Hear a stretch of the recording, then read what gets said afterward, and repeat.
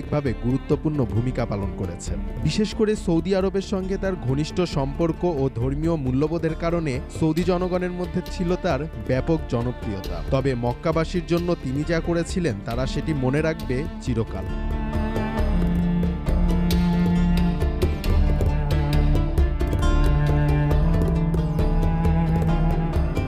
মক্কার উত্তপ্ত তাপে যখন হজযাত্রীরা খোঁজেন একটু ছায়ার আশ্রয়, তখন তাদের আশেপাশে চোখে পড়ে সবুজ গাছ। সেই গাছগুলো সৌদি মানুষের কাছে জিয়া সাজারা বা জিয়া গাছ নামে পরিচিত। ১৯৭৭ সাল বাদশাহ ফাহাদের আমন্ত্রণে সৌদি আরবে গেলেন বাংলাদেশের তৎকালীন রাষ্ট্রপতি জিয়াউর রহমান।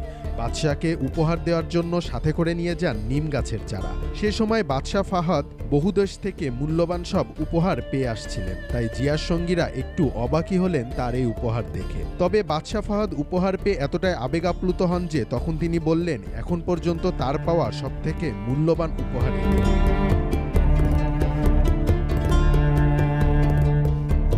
সেই থেকে সৌদির মানুষের হৃদয়ে আশ্রয় করে নেয় জিয়াউর রহমান।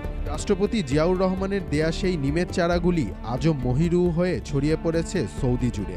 আরাফাতের ময়দানের জাবালে রহমাতে উঠে চারদিক তাকালে দেখা যায় পাহাড় ঘেরা বিশাল এলাকা জুড়ে শুধু নিম গাছ আর নিম গাছ।